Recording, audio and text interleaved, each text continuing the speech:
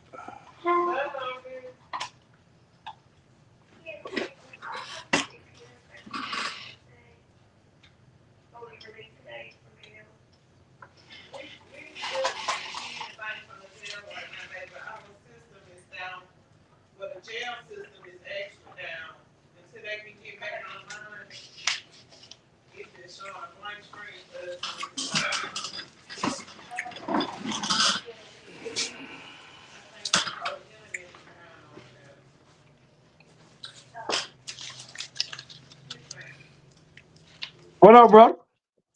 Hey man, what's good, man? How I you finally doing? figured out, bro. What's going on? How you doing? You logged in. That's right. That's Yeah, what's man. up. Yeah, man. I'm here. I'm Yeah, here. I'm here, that, man. that's Yeah. what's up. Been doing all That, right?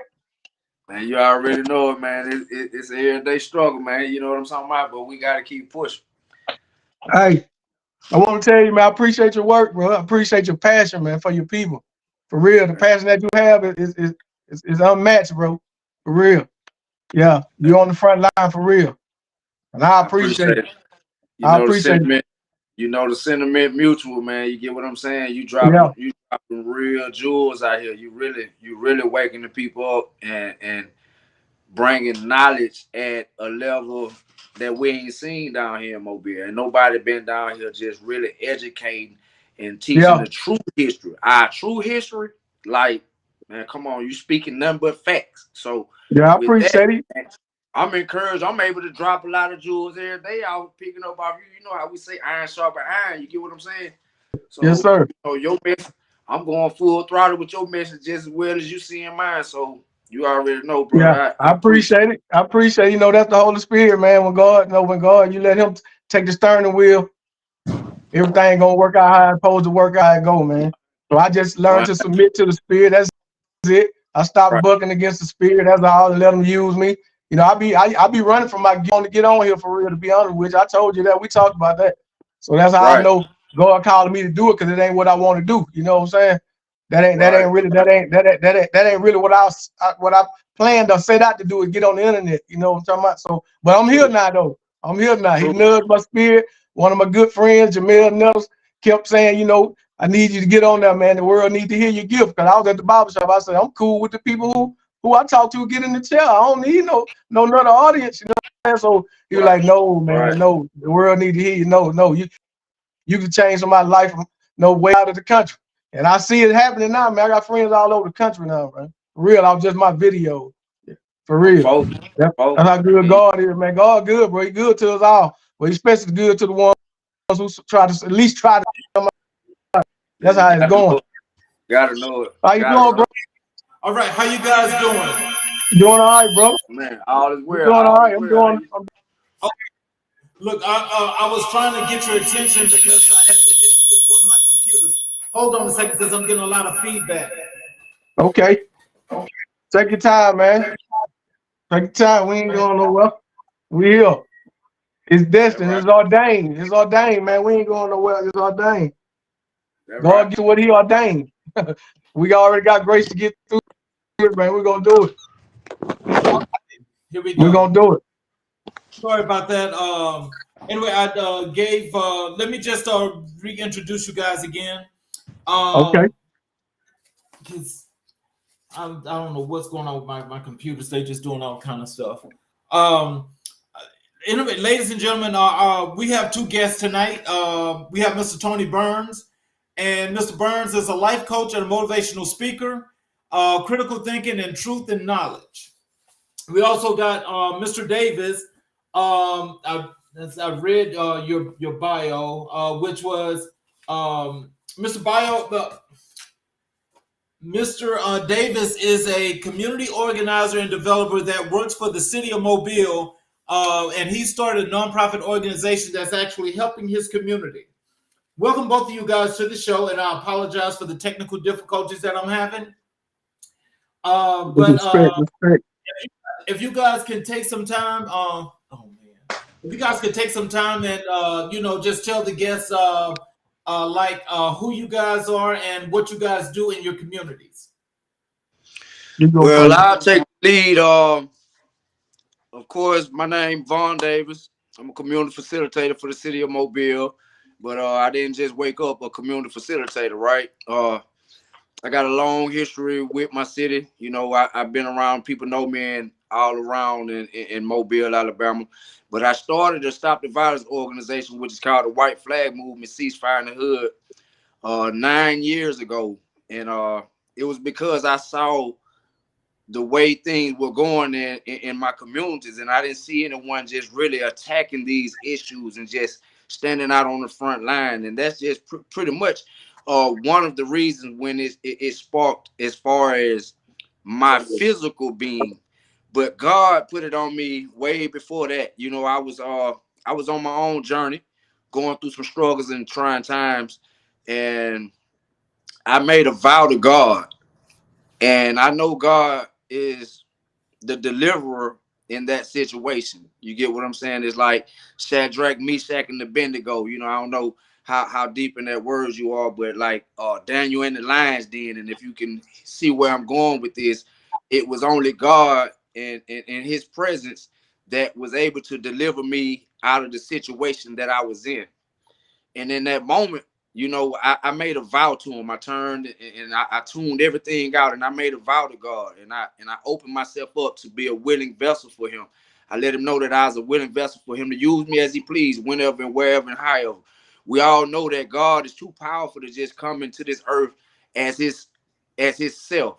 So he needs those of us that's open and willing to allow him to use us to accommodate the things he needs to do in the different places and cuts and crevices throughout the world. So I opened myself up to him, and when he came, I recognized his voice because I was listening for him, and I didn't allow my connection to stay so disconnected. So I consider myself um, a soldier for God on a mission to help deliver our people from the things that we're facing in today's society, and to continue to keep the dream alive. You know, we have brothers that came before me that I hate to.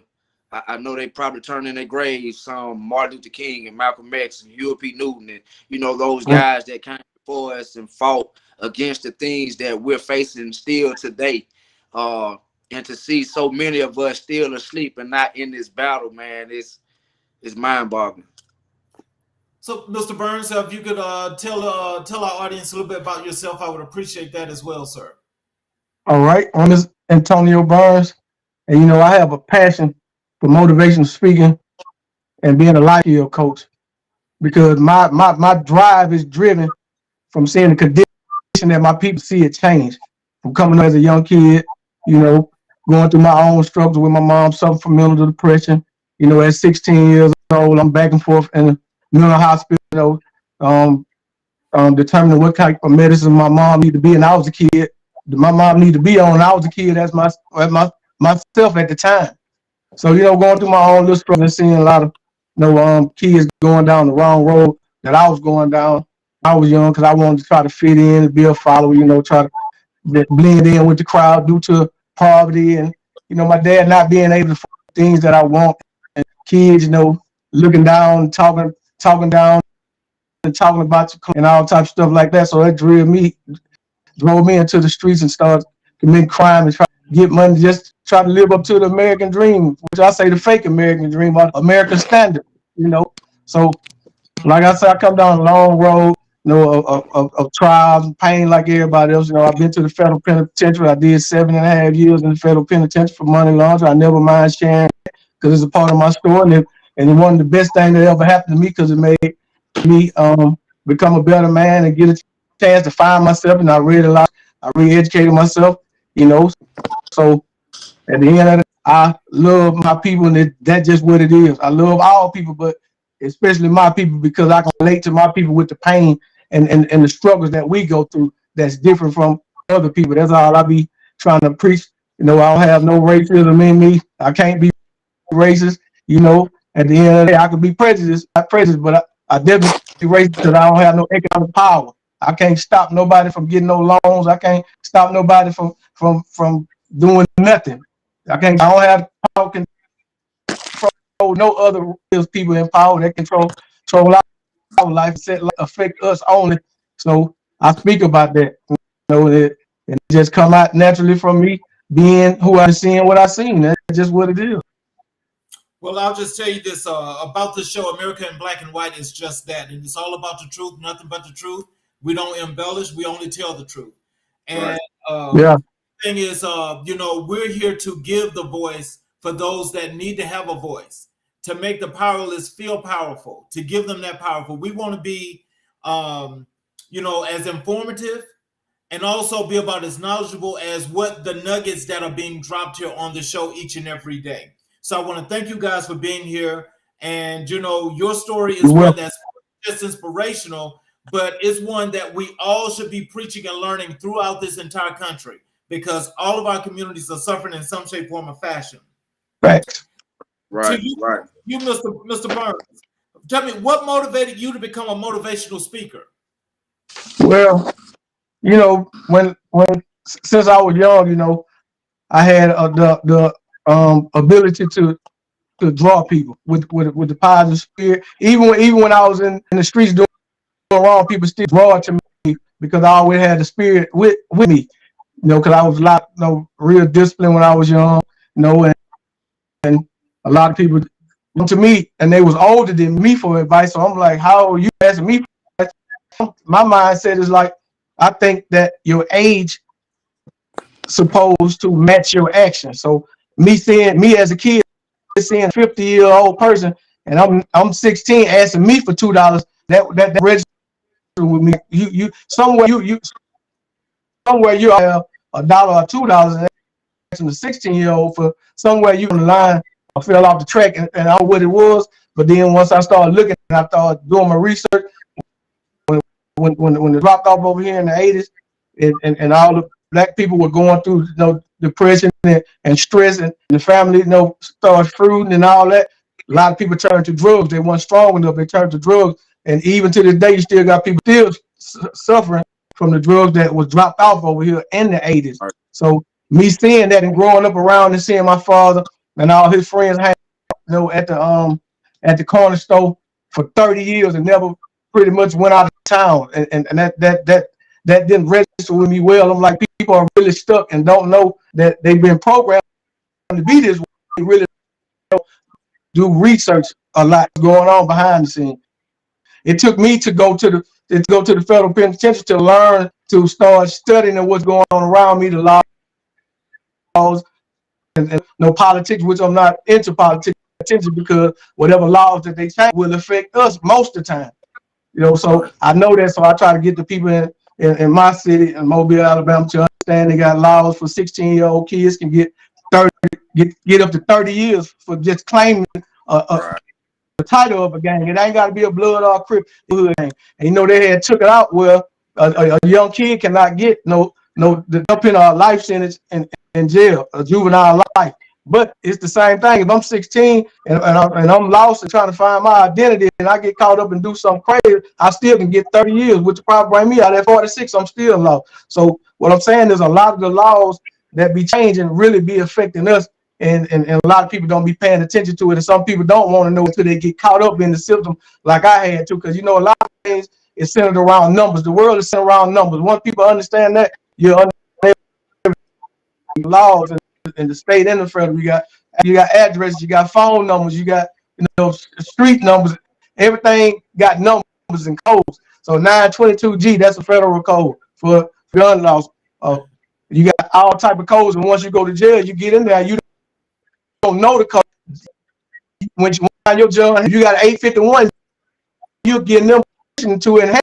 If you supposed to got 5, you'll get 10, but you 51, 8, $1, you think 806, but you know that ain't their problem. Their problem is they need you to get you can pay. Grandma have to send some money here.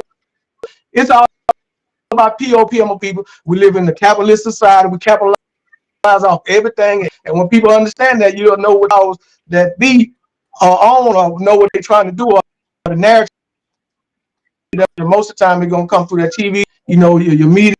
They're going to come through. The kids don't know that because, you know, the word, a lot of people don't. When they get down in yourself on in you, and you start reacting to those words out if you hear them, if you so that's what I be on.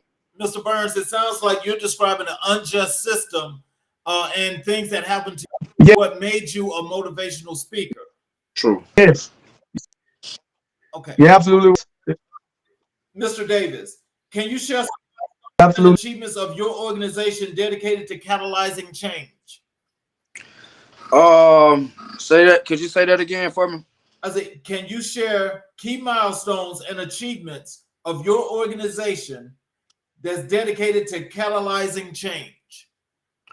Well, I can see it as far as with me collaborating and getting the contract with the city of Mobile due to the efforts that we've committed to going throughout our throughout the city, hosting numerous events that have been pretty much successful because of the way we implement when we stage our events, mostly not allowing any drugs and alcohol to be present or people to come in with that in the atmosphere, knowing that we are all here for the same common cause, which is to try to create um, and take the same options that's on the table off the table for the children.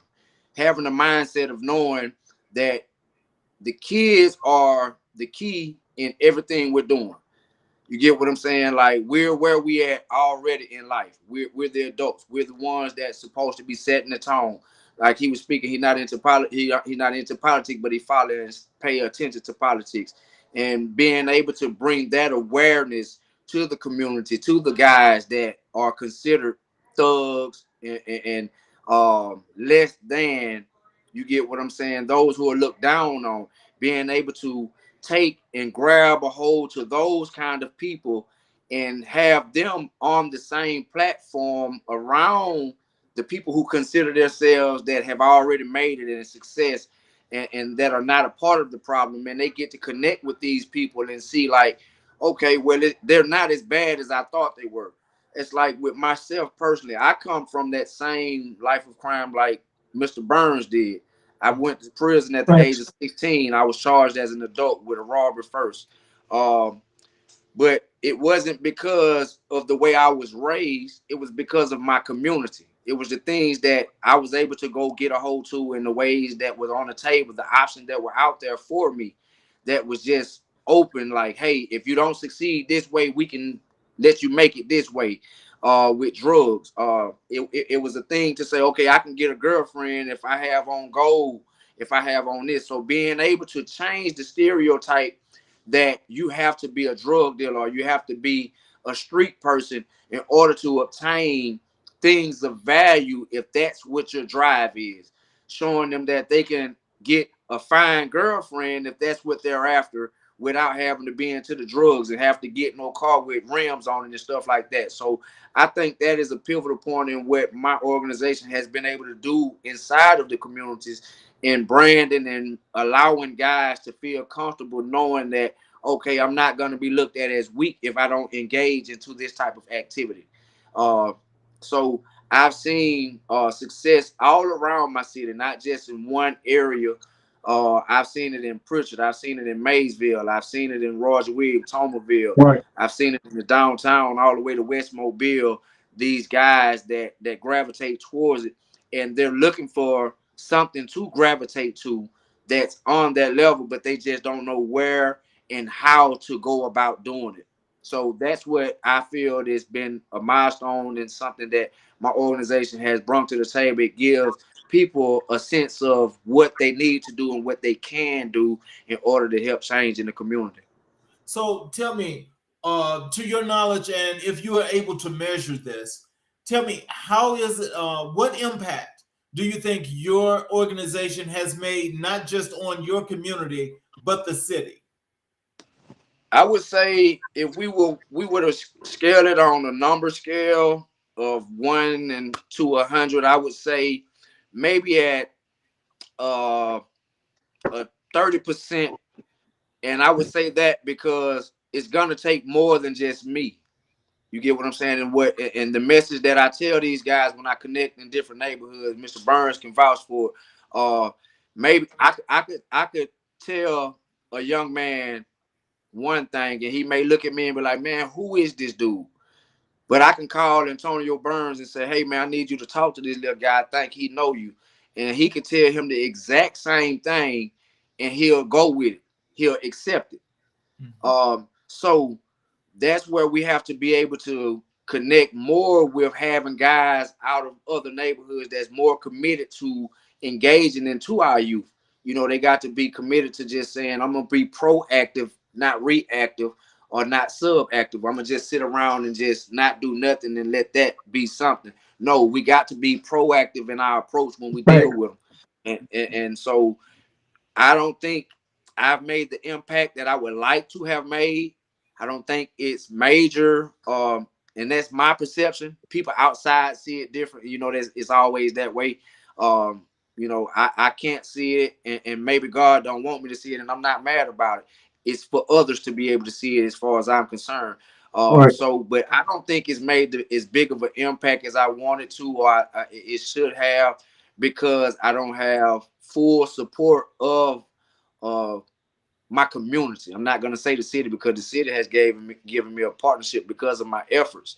I'm under a contract with the city, so they are backing me and willing to give me the access and maneuverability to grow and do what I do and try to get more people like myself to come on board. You know what I'm saying? So I'm a catalyst for these guys. And I told Antonio when I spoke with him earlier that you know, where I'm at now, it was somebody that told them about me for them to see me. It was a light that was pointed at me. So I'm trying to mold guys to be in position so I can point that spotlight over at them. That same light that was on me, I can point that light. I can say, "Hey, look, check this guy Antonio Burns out." And then next thing you know, he'll be getting a call and they'll be like, "Hey, could you come do an interview?" And that's actually how it happened with me. I was scouted more so than me going after looking for a job with the city.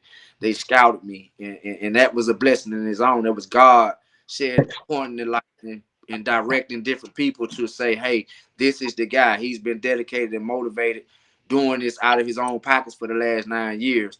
So they gave me an opportunity as the city. So I feel if my community would collaborate with me better, then we could make a bigger impact than anyone could ever imagine. Mr. Burns, for the work that you do in your community, what is the impact you think you've made on the community, and how have your influence been on many of the younger kids, younger adults that's growing up in the area? We are not just from what I'm saying, or how I feel, or what I say that Thank you. my range should be, or my score on how I do what I do. I let the people tell me. It's the reaction I get from the people, because I do a lot of that I'm a big supporter of black businesses. Pretty much, pretty much almost all the black businesses in Mobile, they see me. Matter of fact, I'm doing something right now. I'm going to different places in Mobile. I just choose whoever God put on my spirit to pull up on or go and patronize or go spend some money with to just support them. I've been doing that lately, but I've been doing that all my life though. That's what I do. It don't matter who you are. It don't matter how much the product costs. If I can't afford it, cheap. I just want to patronize my brother to show them that I know is a lot of tax breaks that other foreigners and stuff get, so it'd be harder for them. They can't get different incentives like other races come to this country and get more help than the people that live here and been paying taxes their whole life. So that be my stance and try to a kid. I worked at the barbershop also, so I could a lot of people they want me to mentor them. So that's really where my mentorship started at out of prison in my barbershop. Then I started moving on the internet because I had a friend who made a petition for me to get on social media named Joseph. He was like, him also did time. We was incarcerated together. I have my father-in-law, which is my mentor, 78 years old. He always tell me he been around the world, I don't know how many times, because he see me for 35 years. And he speak a couple of different languages also. He speak a couple of different languages. And he was like, all the places he been around the world, he never heard anyone put words in the sequences like I do. And he was also motivating me to get on the internet because I'm an introverted person. I don't draw energy from other people. I can root myself on. I can do everything. I don't like attention too much. I'm pretty much to explain myself, to explain me. I'm a Virgo. I'm like a spider. I crawl down, and I pay attention, see what's going on, and I crawl back up in my dark space. That's just me. I like it up there. I'm comfortable up there. I'm not in nobody's way. If I can learn from you from 1 year old to 100, I learn from you. I'm an open book. I'm always willing to learn. It don't matter what race, nationality, what you're trying to teach. If I can take something good out of it, just like we do when we eat our food. If you don't like this part, you get rid of it. The part you like, you eat. That's how I am. I'm an open book. I'm a sponge. I'm always willing to learn because my motto is, if you're not learning, you're not growing. If you're not growing, you're just existing. You're just here. Like I was saying earlier, I had people that was at the gas station with my father and friends. They sat around and drunk themselves to death and smoked to death and never left Mobile, Alabama. So that's why I travel all these different countries. I stay moving to show other people that the only you're gonna grow is if you see something different, hear it, and try something different. It's the only way. If I know how to get to my friend David's house, right? All right. Once I learn how to get there, it's gonna take me nothing to get back to his house. I don't need a GPS anymore. But if he moves, say, to Atlanta, now my mind have to work again to try to find a new spot in Atlanta because I'm uncomfortable. I don't really know where he stay at. So that might work, and that helped me grow more because I'm seeing something different and I'm experiencing something different and something new. So I try to tell people to try to learn something new every day to broaden your imagination where you can really live and find your place in life, because you don't know your place in life till you go other places and visit other places, try other things, try different cuisines, different foods, mix and mesh with the people that have different things to offer besides what you've been seeing all your life. So that's what I do. That's why I travel, take with different people and just really learn different cultures and different stuff. Then that's why I come back and show it on my Facebook page to show other people that, hey, I'm the one that'll come right to your store and patronize you, but I just came from over here to believe the pyramid is that the Mayans built. You can do the same thing. You just see me on the internet, so it lets you know it's possible. Just pay attention to the old people. But what I really think is the problem is the devil is keeping the older people from connecting with the younger. That's the problem. It's a disconnect. And and a lot of us will say, we'll say like, no, I don't want to be around them. They shooting, they doing this and that, but you got to understand who's behind, who's maneuvering the hand behind all of this. You got to really sit back and think like, look, the younger people are lost, and you go back from generation to generation. It's always been shooting. It's always been killing. Everything that's been going on. It's just going on more now because once they took the prayer out of school, that took a spiritual foundation, that took a spiritual religion to me. If you have a spiritual foundation, me having a spiritual foundation won't let me go shoot no one's house up. If I got a problem with a person, I'm gonna shoot his mama house up. My spiritual connection with the God that I'm serving would not let me do that, because it go against natural law. Like I tell people, anything that goes against nature is unnatural. And a lot of things that we see now, it's a lot of unnatural things that's going on due to the people not participating and being mature. A lot of older people are not mature in their same mindset and the mind frame, and kids think that's cool to do what a 50-year-old do.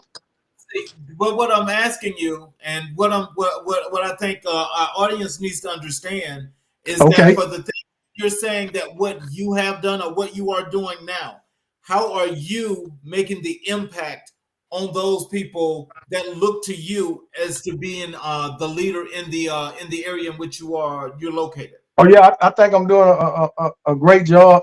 No, glory be to God. I think I'm doing a great job from the response I get. And like I said, I've been mentoring people all younger than me all my life. You know, I get phone calls. A lot of people go through problems. Even when I was incarcerated, I had a lot of people come to me and talk to me every day, which I literally couldn't have myself. A lot of people going through stuff, and they see me as a counselor. And I was younger than a lot of those people. These different colored people, but like I say, I just feel like it was life to do what I do. And if I can rate it from what other people say, like I said, I want to do my own home. If I can rate it from what other people say, I give myself 10 for what I do, because I'm passionate about what I do. I just don't do it and try to look for nothing in return, because people from when I was young up to now, people remind me of stuff that I did for them when I was young that I have totally forgot about, because I've kind of my heart, I don't keep score. So what it is. Okay, so Mr. Davis, when it comes to your organization and the way you systemically or procedurally how you've moved through the city and the things that are happening there, from the crime that you've seen, or the things that you talk about, to the things that your organization is offering. Are you seeing more and more people coming to your organization or coming to you, for more than just advice, but how to move and shake in the community? Oh, I get it all the time, all the time. Like it has become a daily thing now. Like from numerous people. See, because it's the thing about me. Since I partner with the city, I'm so multiversal with my movements and where I'm at. I'm in contact with people, so many people, uh, and I've gotten very known in a lot of areas more than I was. I was just known in the hood for 30 years, but for the last 10 years, I'm known through the city, and for the last year and a half per se, I'm known in the upper echelon of people within the city, and they see the movements I'm making, and they understand the severity of and the need of what I'm doing. Like, it's a very high demand for people like myself in the city, in the United States right now. I'm not just gonna say in Mobile, because this program that we're on, it's a prototype, somewhat of a prototype for the rest of the country. This is one of the first places that it has been rolled out in. So it's like I'm toting a lot on my shoulder right now, per se, in my own head, because I'm looking at, if this program does not succeed, I go down in history with the L.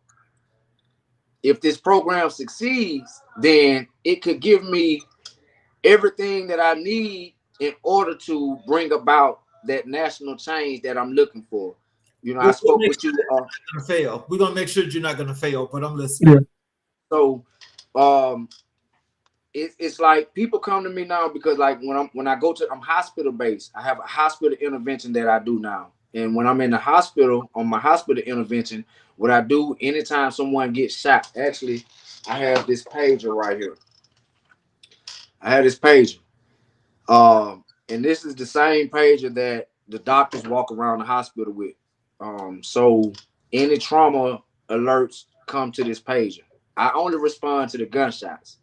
Anytime someone gets shot in the city of Mobile, if they go onto USA Hospital per se, and sometimes it doesn't matter once it gets to the call, gets to the ambulance. A lot of them calls, I still get a page about it, and maybe they'll go to a different hospital. But if they go to USA Trauma Center, then it's a very high percent chance that they'll see me. 90% chance that they're gonna see me.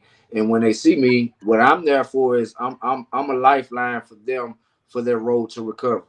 If they see me, that means they didn't survive, they didn't live, they didn't get killed.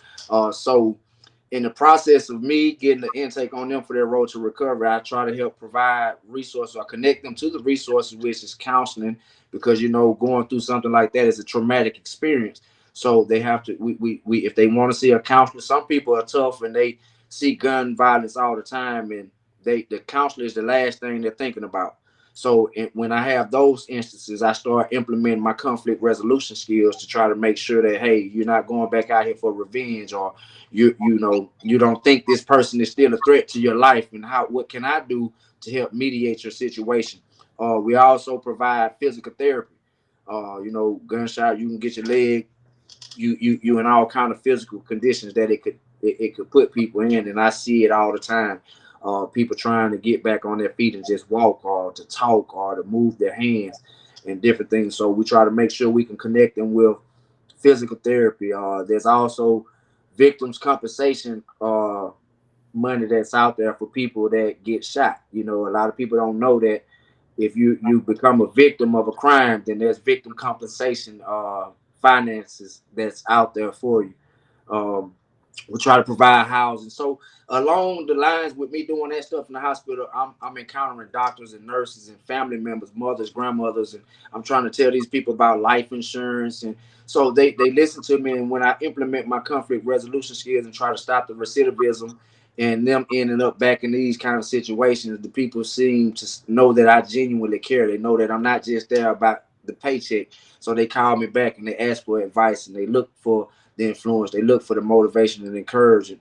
And 9 times out of 10, that's what I'm doing all day. So, and I give my card out. So these people call me back like, "Hey man, what do I do?" They be depressed, and it almost like I'm a counselor now, mental advisor. And it's like, whoa, this is getting a bit much. And like that's my hospital intervention. But when I'm not in the hospital, I'm dealing with at-risk youth. So I'm going into the schools like CLC where the kids that got kicked out of public school and trying to connect with these young fellas and young ladies. I have a colleague of mine by the name of Naja Hill.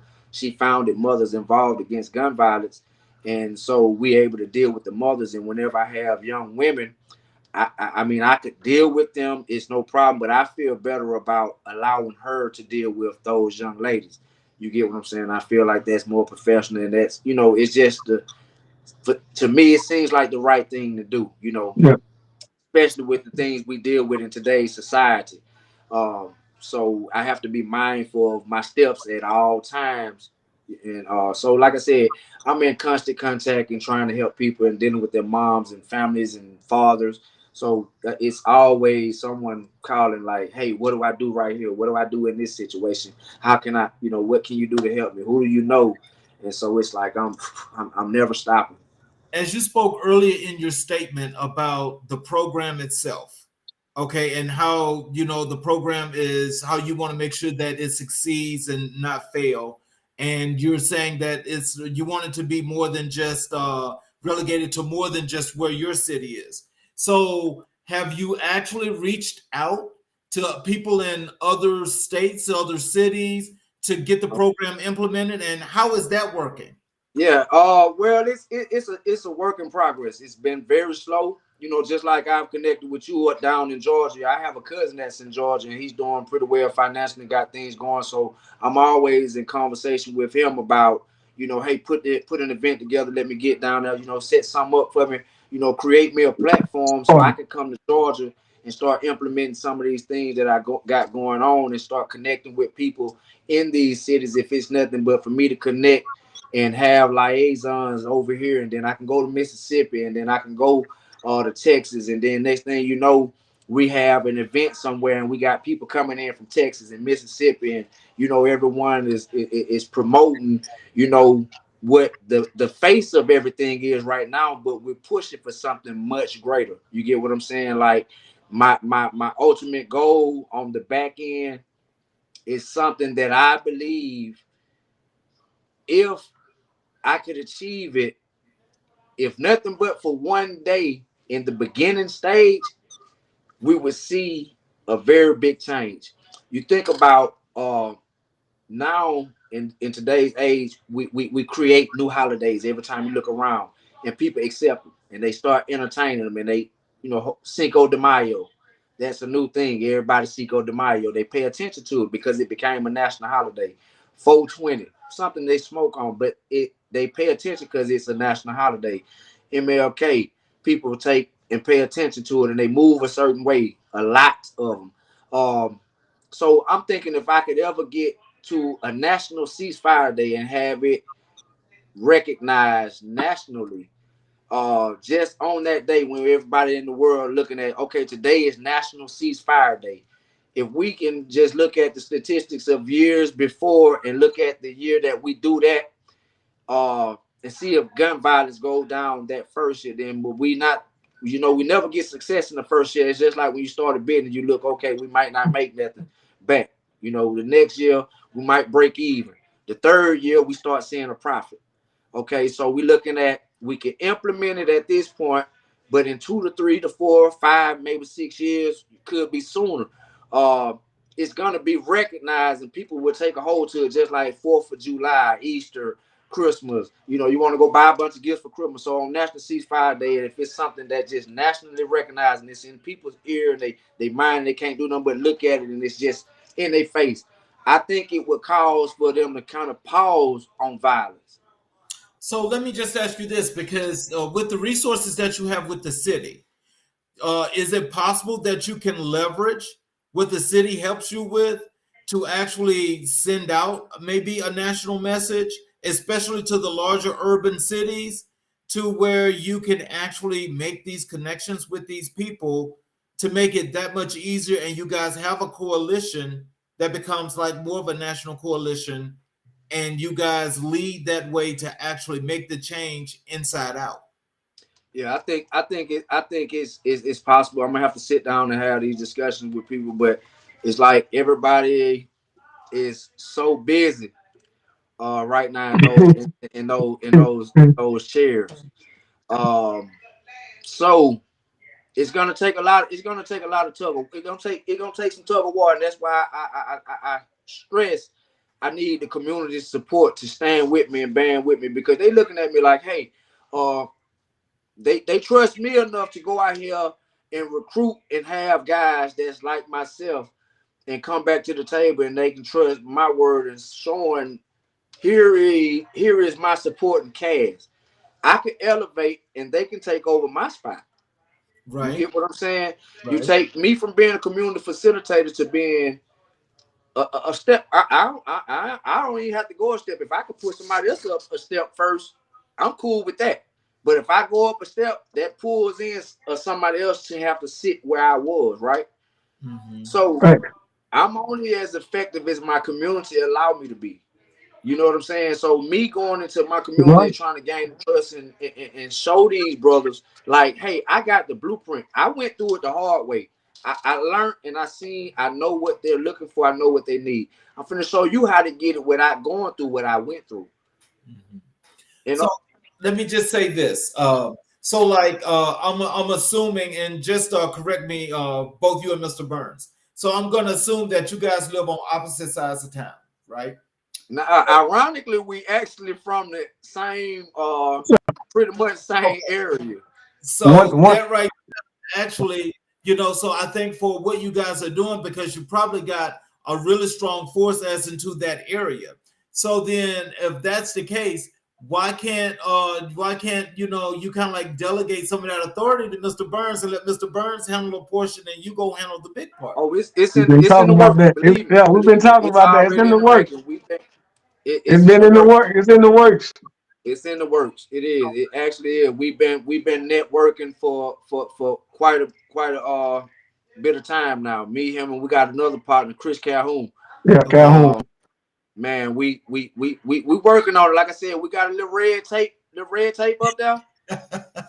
We come. But I'm working on getting that red tape out the way. So by the time I can really, bond us together right, they won't even have to see the red tape. You get what I'm saying? I got you. I actually didn't know he was gonna be on the show. I actually didn't know it was him that was gonna be on the show, and I found out like, man, that's my brother. We talk. So I was honored to get on here with him because he be on the front line. I called him a couple of weeks ago. And I was like, man, you got so much passion, man. It be seeming like it don't be working, man. Because every time, you get a little momentum going, somebody else gets shot. I be like, man, every time I go on, not mostly every time somebody died before I got back. Every time, I don't be understanding that he be right out there trying to make sure everybody maintain control and just always mediating for everybody. Not you to see him. When I see him on the internet, I was like, man, my brother got a passion for his people. So I always call him and check on him and let him know, man, I see you, your work that you're doing. I appreciate your work because it ain't like you. I say you got a heart for what you're doing, and you just don't have enough people participating. That's all it is. You care, but I don't think a lot of other people care. That's what I tell him. So, Mr. Burns, Yes. this says you say you do life coaching. How long have you been doing life coaching? Well, pretty much all my life. Like I'm saying, most of the people who are life coach, which are people in my neighborhood, my family members, like it's like when it come down to encouragement or the go-to guy, I'm that person. Like pretty much, I'm like favorite, nephew, cousin in the family. Pretty much, if I can say. Because most of the people, they hold me to the standard. If anything going, if we got to get Tony to talk to him. He won't, this person or this family member won't talk to everybody else, but I know who I can to talk to him. And then once I get through talking to him, them two start back talking. Because I let people know, both parties have to do their part, especially when it comes down to family.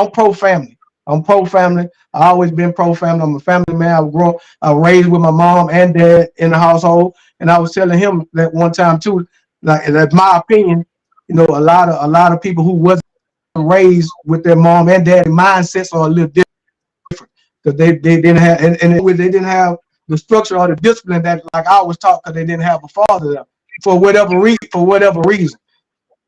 So and I grew up under a strict father, but I wanted to be liked or fit in so bad till I literally got immune to getting the wood in the streets with guys I knew that I ain't supposed to be hanging with. But my father, he was a good, like I say, was a good father. He took care of us. But along the road, when my mom had a mental breakdown and went to the mental facility, my dad fell in rut and he lost his job and he just got because of the situation that we was going at the time. So, and I'm a young kid, 16, 17 years old. So I'm taking care of my mom and my sisters and my brother. I'm really taking care of my whole family. So 18 or 19 years old, I had two light bills, two water bills, two rents, two of everything as a kid. So I'm really like my mentor. So I really was the little boy with the pants on as a kid, taking care of grown people, especially going back and forth to the military and all that, dealing with my mom, mental depression as a young kid. So it pretty much like brought me of a childhood to be able to get out and venture out. Once I got out the streets, I had to take over and start taking care of my family. That's what a lot of people know me from in my neighborhood, from being the one who told the family on his back, made sure that everybody was straight, and made sure that we get to the point to where we are at now, for as a family, while a unit. I was the one who God chose to do that. For both of you all, I have this question for both of you all. Mr. Burns, you can answer first. Okay. Do you guys feel like with the systemic breakdown of the Black family, where it went to being single parent homes where everybody was being raised by a mother? Do you guys think that's the problem with the young men today as to why they're having the issues they're having? Mr. Absolutely. Burns, absolutely. Because if you have a father, a father is the teacher, and the mother is the nurturer. She nurtures. She can teach too, but she nurtures.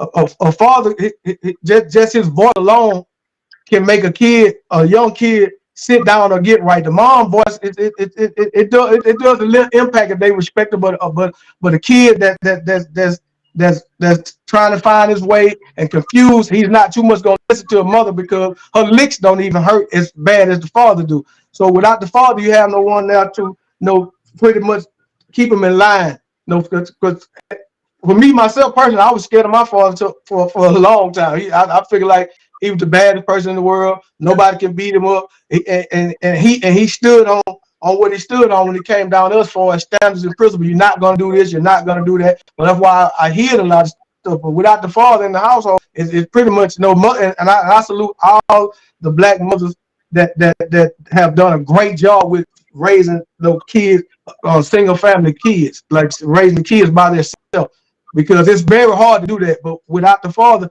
that makes it even harder. And it's by design that it's like that too. It's by design. It's not a coincidence that it's like that. You know, the male image is being tainted. It's being got a blemish on it by it's by design. That's why I just want to say it's by design. It's a reason why it's like that. It's like that. Yeah. That's my opinion.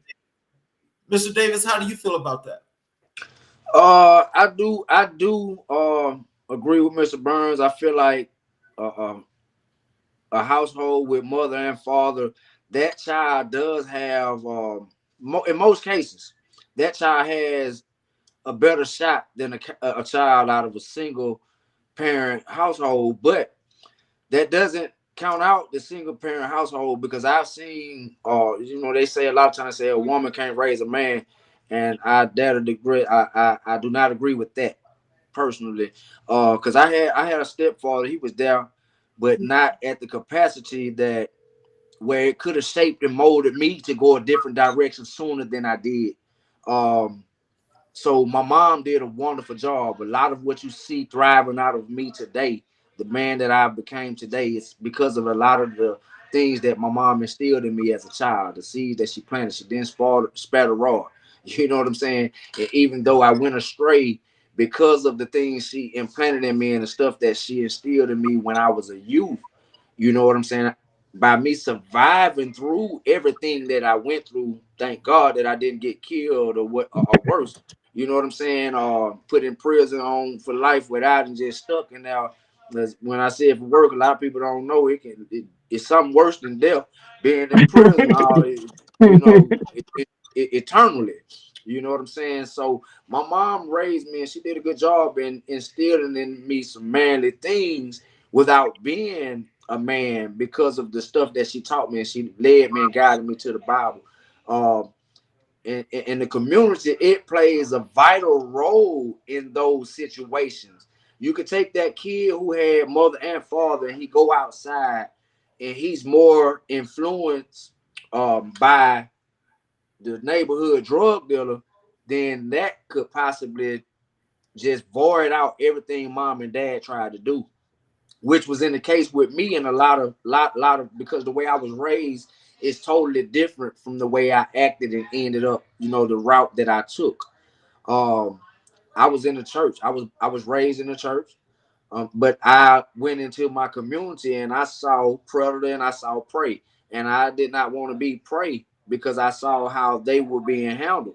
So I had to make a conscious decision, and I was a small guy as well.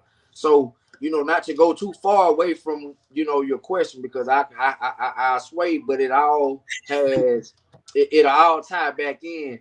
But I do feel that even without two parents in the home, a child can thrive if he has a strong community around him.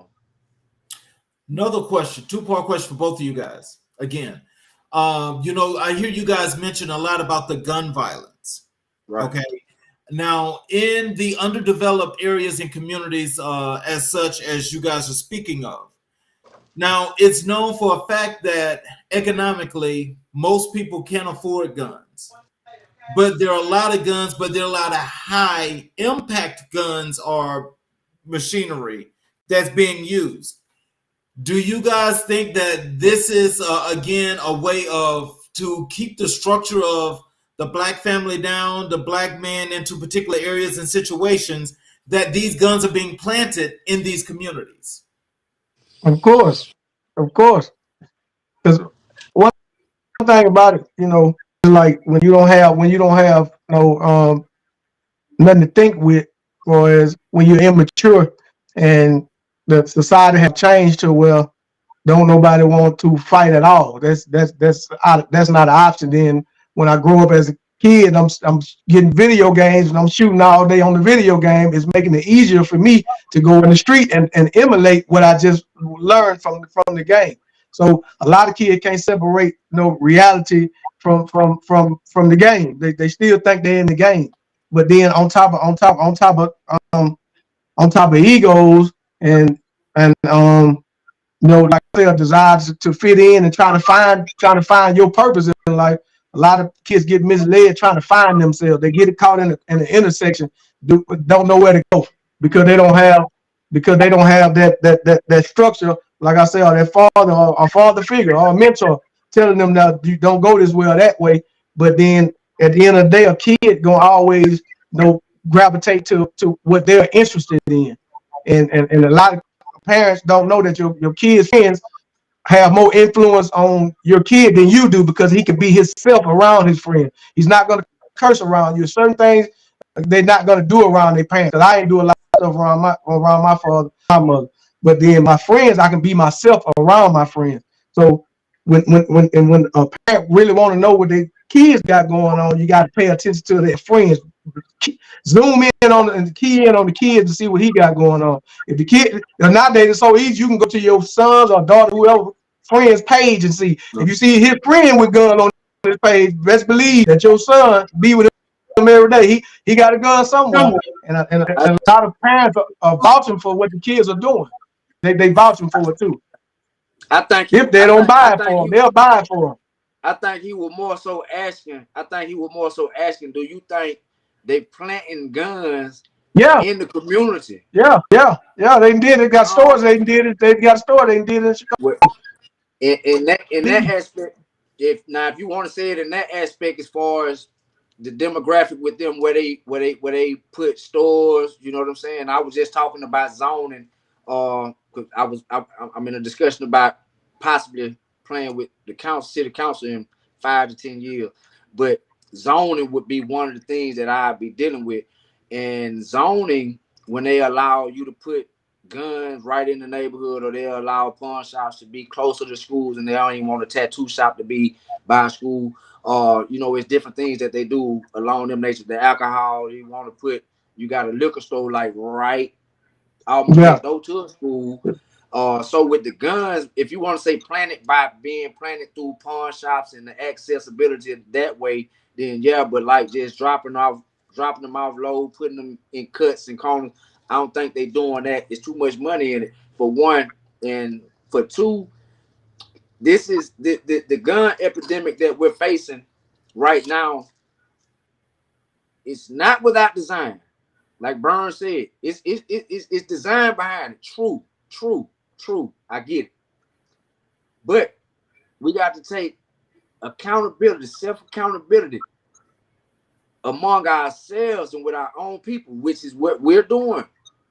Me and you, Tony, with self-accountability. We took upon ourselves and said, you know what? We ain't gonna continue to destroy our community. Right. That was a conscious decision we made. I made that conscious decision to say, you know what? I ain't finna keep putting the hat on these dudes. I ain't gonna keep hitting them in their face because they talking. I ain't gonna keep selling drugs over here. I ain't gonna run the law this time. You know what I'm saying? I had to make that decision among myself and take self-accountability, look in the mirror, and responsibility for my actions that I had going forth, and make that change and come back into my community with the understanding that it's not without design, and try to help liberate and lift my people up with the education and knowledge to know that, hey, look, it's okay what you're going through. But what you got to know is something wrong. And we have to come together to fix it. You get what I'm saying? It's never a you thing, a y'all thing. It's always we. When you're using that language, you never go, when you start saying I and y'all, that becomes judgmental. You point them out. Yeah. Yes, we do have a problem. You're right. You're right. The only reason we're out here is because it's a problem. So we don't have to identify the problem to them too much. We come with our solution. We come with the ideas. We come with letting them know what we're doing and what we did wrong and what we gonna do to get this is doing this to us. Of course, it's not gonna happen to me. I'm not gonna go to jail no more on the corner with the drug dealer. But when I tell them this what they doing to us, bro, they gonna let woo. So we have to speak in that language for them to understand and accept what we're trying to give them. Just the other day, I had two of my OGs from when I was in the street, two guys that I blazed the trail and burnt bridges down because I was influenced by them outside of what my family was teaching me. These were two of the guys that allowed me to go down the wrong path and open up and created those options for me to go left when I could have been right because of what I was being taught in my household and on the block that I stayed on. But I went around the corner and these guys gave me these options. Okay, I saw them. I'm not using names, but I encountered them. And while we were talking, they told me, they said, look, you need to talk to this little dude. He was a guy, he was 24 years old. They said, you need to talk to him. He's stupid, he crazy. He don't listen to nothing. It's like talking to a tree. So I looked at the little guy. And so we started back talking. They said, nah, you need to talk to him. I said, what make y'all? They said, man, talk to him. You ain't gonna talk to him 30 seconds. You gonna see what we saying. Them nigga crazy. It's like talking to a tree. So they called him over there. Long story short, when I got through talking to him, he listened to me for about 30 minutes. First off, they say he wasn't gonna listen for 30 seconds. But when I got through with him, to me it was like talking to a fertile bag of soil. And I say that, you know, he was receptive to everything. He accepted everything that I gave him. He wanted more. He was open to listening. He didn't want me to go away. And I looked at the way they was talking to him, and he was reacting to the way they were speaking. He was on their energy, their frequency that they gave him. He was giving them that frequency. So that's what they're dealing with him. That's what they always gonna deal with until they change their frequency and deal with him like a man and not judge him and try to make him seem like he's something other than what he is, because he seemed very intelligent. They told me he was crazy, but he seemed intelligent. They said he wouldn't listen, but he listened. And it was my approach. I went to him with understanding. First off, I went to understand what he was saying. I listened to him. I didn't just judge, prejudge. So, you know, it's choices that we have to make, and we have to be responsible and held accountable for the guns coming into our community. The people not dropping them off, to make them accessible, but we got to set the tone to allow our kids to know that it's okay to not get the gun, but we got to set barriers as well to allow them to know that it's safe to not have the gun. Because as of right now, with the way things are going, 88% of gunfire incidents are not called in 911. 88%, and this is in America. This is not just for Mobile. 316 people are shot average every day in America. These are statistics. These are true statistics. Yeah, so see, like with that whole situation though, and thinking about, you know, if you don't think that they're being planted, then I want to ask you, what was your take on your governor, Kay Ivey, signing a bill that allowed anybody, any and everybody, to carry a gun? To carry. Okay, when they did, they gave everyone the option easier. They opened the option up because they said you don't need a permit. Okay, right. They said I don't need a permit. Without the permit, just because they said they don't without the permit, people are not aware of the gun laws surrounding it. So what I've been doing is I've been bringing awareness. We just started these awareness meetings. Not only we're having conflict resolution classes that we're implementing, but we're having these awareness meetings where we're teaching the community about the new gun laws, the new gang laws, and the new high-speed chase laws. And this is the information that I have in my hand right here. I went on my Facebook page about 4 or 5 days ago, and I read it all out. You know, I let everybody know, like, I have the paperwork. This is the paperwork, you know, and to speaking on the guns, you see it right there. Who can carry? Yeah. And where you can carry. So I Okay. have all the information and I spread the awareness. But what she did is she opened up a floodgate and said, "Hey, you can get guns. You can tote your gun. You don't need a permit for the gun. But that not having your permit only stands for Alabama. Once you cross the state line and go into Mississippi, you might as well Yeah. still get a permit because once you cross state line in Yeah. Mississippi, you need your permit. Yeah. Go over Yeah. to Georgia, you still need your permit. Yeah. You go to Florida, you need your permit. That law Yeah. only stands for Alabama, so it makes no sense. It's only gonna set people up to catch more cases. It's where it's being illiterate to the laws that surrounding, the pistol permit, because you still have concealed carry. They're giving these guys fail to inform.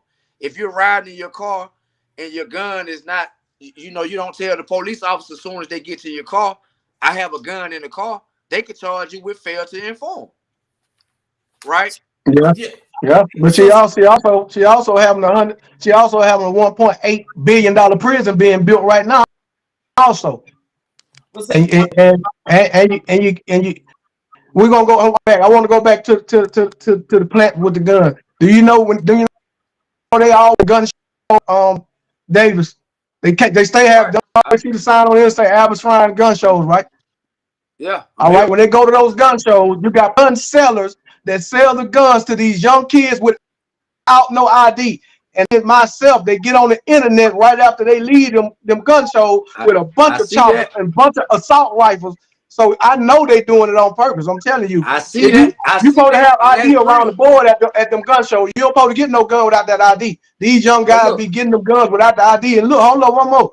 And the guns that they be selling be the cheap version. They'll put a gun together, or assault rifle together for $300-400 and sell it for $2,000 with cheap parts on it. They doing. I'm telling you, man. I do the research on it. They bring them gun shows. Them young kids go there and buy them guns with no ID. You got nothing. All of the gun sellers don't do it, but but that a ain't lot of them plant. do That stuff. ain't platinum. That ain't platinum. That's putting them in the You open. making it available. It's just You like making it platinum. You available. making it So now, available. okay, ain't drugs available in the community, right? Yeah, Okay, we fighting against that, right? yeah. We fighting against gunfire. I mean, we ain't just out here talking about we But a advocating lot, talking a about lot hey, of people who shoot guns but don't use. A lot but of people who shoot guns ain't don't use no drug. They want to shoot somebody. but we They don't know want to use no we drug. looking They at want to the shoot issue. somebody. We're looking at the issues that's play. We look at the issues that plague our community, the issues, the things that we're fighting against, right? Yeah, We look at the changes that we made. We know we didn't make them quick. It took time. I didn't get here. I ain't gonna sit here and act. It's not yeah, that. It's never that. But yeah. You what understand? my thing is, yeah, they putting it out there. True. I can go put coke out in the block.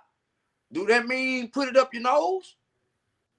No, We got to take accountability. We got to set up our but barriers. But that way he said, without collaborate, when we build up, yeah, connect, like we're trying to do, these are yeah. the things that we're gonna have to teach our kids and protect our kids from having to go You're out right. there and do I it. agree Because with you 100%. I agree. they said it out there.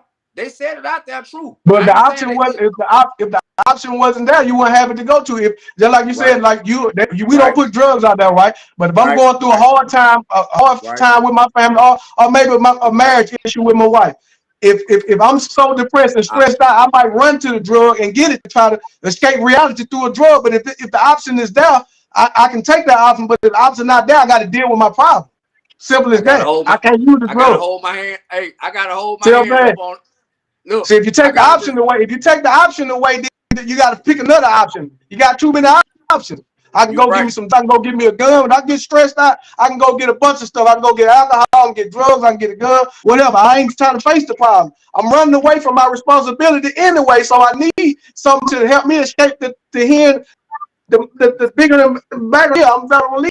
See what I'm saying? A release. That's what Yeah, it is. So some you right. some some young guys get infatuated with shooting a gun. They're infatuated with hearing the shoot. They're infatuated with it. They're infatuated with it. And it started as a young kid shooting on them games too. It's psychological, bro. I'm telling you. It's You right. psychological. They're doing this You on right. That's purpose. what I talk about. I Taking the always option. remember Taking it's the profit option off over the table. people. It's simple as this to me, my opinion. It's like I say, POP is profit over people, and the sterilization is what in the play regardless. That's all it is. Profit over people, and people do anything for a profit. The hell with the people. The alcohol, they can tax it, but it's killing people. Cigarettes, they can tax that, and it's killing people. The only reason I told one of my friends the other day, the only reason they go after drug dealers like that because they can't tax the money. That's the only problem. You're going to jail because you're not paying taxes on the drug money that you're selling. But I can go get some cigarettes, and cancer killing a lot of people. I can go get some alcohol, and so many people that are having wrecks and killing each other. There's a lot of alcohol deaths over anything, but I can go buy that at the store right there. What's the problem? It's got to be systematically designed that way, bro. I'm telling you, I pay attention to this. I do what I but you do. said Yeah. but in its own right, it is, you know, I got that's why when I said, you know what, I gotta Yeah, surrender. they keep them gun shows down here. They keep some gun shows all the time. Look, it was one thing you said specific, and it had to make me put everything in perspective, and look at it really just look at it from a different angle, because I'm listening to wording and planting. Yeah. He said planting, okay, but when you said the option, you know, I'm heavy on taking the that my key. Yeah. My key word in the beginning of when I started with the white flag movement, when I go into the community, what I tell these guys is we have to take the options, the negative options off the table. Right. And I'm speaking of it, and that's why I keep bottling us in when saying taking accountability and responsibility upon self. This not speaking of government no more. This is as a people, right? Yeah. I said we can't keep looking for outside forces and outside entities to come inside and make that big change, a big difference in our life. Like right now, just because I'm contracted with the city, I'm not banking on the city to do this thing, what I'm trying to do for my city. Right? For your community. I'm going to do it. Yeah, I'm going to do it. Whether I'm with the city or not. Like I told them when they gave me this contract, I said, listen, it's 3 things you need to know. I'm a man. I have my own business. So I said I'm a boss and I'm a leader because I have my own organization. You get what I'm saying? So with those 3 principles, what I'm standing on, I'm not doing this because I'm working with y'all. I'm doing it before y'all. If y'all give me this contract or not, I'm going to still do it. And if I get it, if this contract ever ends, I'm going to still be doing it. So this does not solidify me and make me who or what and make me move. You know, this is what's in my heart. This is ordained by God. You know what I'm saying? So the option. So I look at, when I think about issues plaguing our community and things that's going on with the black man or anything else community-wise, I try not to, because I know there's thing. Remember you said it's not what I designed? I know it's there. I know it. We fighting that. That's another battle, though. That's a battle for over here. Yeah. But when I'm looking at, before we can fight that battle, remember we talked earlier when I said dude want to just jump straight to fight politicians. No, that dragon head, you can't go after the dragon head like that. No, it's levels. So before you can come over here and try to fight this battle, you got to start here and look at in the mirror. Okay, what can we do? We got to try to combat this thing that these people keep putting up. It's 2 forces. We can't keep looking at it like it's one. No, it's not. Because if it was one, it wouldn't be a design that's set up for somebody else to fail. Yeah. Feel me? So when we see that, we got to know that they design working well. The project was a project. Somebody made an A+ on the project and they took it to their professor. The professor said, this is great. And he took it to the government and the government said, go build this over there. Give me an architect. Give me an architect. This is beautiful. And the project was successful. The drugs in the project, that was successful. It's a failure for us, but it's a success for someone else. Yeah. Now you see saying. Now you understand. I've been seeing what I'm saying. That's why I say it's levels. It's levels to the fight, though. It's you're levels. right. So yeah, I understand exactly what you're saying. Before you can focus on this, you got to focus on that. I understand. So I understand. I see your fight. I'm right with you. That's for the long-term goal. The short-term goal, we have to take these proper steps in order to be able to get over there. I'm one man in my position. I wouldn't dare go against that dragon. Facts, I know. all the leaders before us showed Come you on. what the And we deal will got to be. come in So that's strategic. what it We is. come in strategic using our brains. It's not about our fists and our power and our muscle. No, none of that is going to get it. We got to be strategic in our thinking. We got to be moving and focused on what we're doing. We can't just jump the gun, man. We'll get destroyed. So, You're right. I don't listen. think with this, I know the key word that you used was accountability. Yes. And accountability is very, very important. But I will say that if the discipline is not there, then you're not going to be held accountable. Right. So it's pretty much like, when you have the ability to kind of like just run free and just run through the pastures, okay? Right. Like a herd of horses or cattle or whatever have you. When you Yeah. just run free, just run free.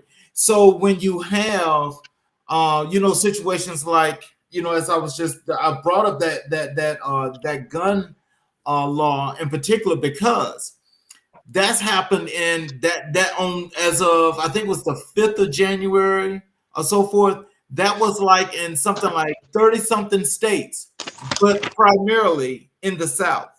Right. Reason being is because the majority of those metropolis are black. Right. That's a strategy in itself. Now, I know it might not, you probably don't see it this way as this point, but I think as your organization grow, I think you'll start to learn a whole lot more about what they do with what they call it black market guns. Right. What they do is they go to these major metropolitan cities where you got the enormous amount of population being black, and particularly in the underserved areas where these guns are being taken and sold for pennies on the dollar. Right. And the reason being is because the crime rate's already high. So if you mad with this man right here and y'all live in the same area, it's okay to kill each other. Right. Yeah.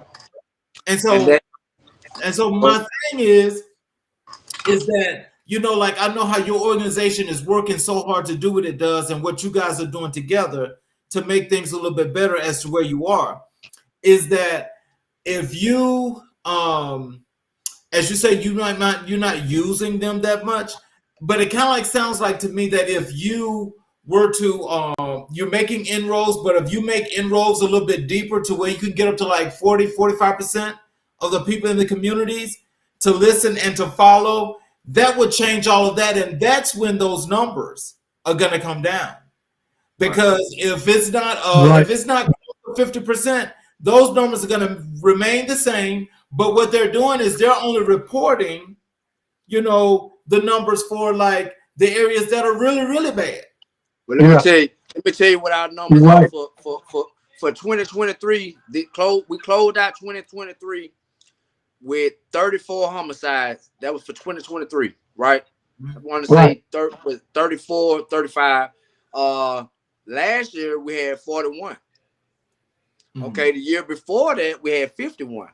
Mm-hmm. So we look at the decline over since I want to say Chief Prime came in the office about 2-3 years ago. Right at that time when he came in, we kind of had a slight drop. We've been having a drop for the last couple of years. And I've been saying a year and a half ago, they created us community facilitators here in Mobile. And so if we look at the statistics, that's what from last year to this year, we down another 10%. Yeah, I seen that. No, that's actually 25%. Because we had, like I said, we went from 51 all the way to 31 at this point. Well, I tell you, we're gonna have to do this another time. Yeah. We have to continue the conversation because this is that's major. But I will say, the work that you guys are doing it deserves to be known, and also I think just making those connections in other areas is also going to be key, because I think once the coalition is started and people can see that what you guys are doing here in Mobile, Alabama, and I have to let everybody know, yes, I'm from Mobile as well. Oh, okay. But for the work that you are doing, I mean, it deserves to be noted, but also it seems like yes, you say you're just a one man. You're one man, and you're the people that probably work with you is probably very few as well. And so, I mean, something has to happen to change that if the change is going to really take place. Yeah. So, but your work has to be applauded because it's really wonderful, and I'm glad that you guys are doing it. And so, I would just love to, for another time, we definitely have to do this again, but I would definitely love to have you guys come back, another time, and we can actually, we can have this conversation again. And before we go, I want to say one last thing. To let the people know, we rolling out conflict resolution classes and courses throughout the city, and that's gonna be one of the key factors to helping people be able to mitigate through their feelings and not resulting to violence. So with this conflict resolution class that we're going to be implementing in all the boys and girls clubs and schools throughout Mobile, I think that's going to be very impactful and helpful. Yeah, I think so too. Well, I thank you guys very much. Well, thank you, man. Thank you. Guys, come back another time. And that's the end of the show. And I want to thank you guys again. And we'll see you guys next time. Yes, sir. All right, thanks. You have a wonderful night, man. All right, y'all have a great evening. All right. All right.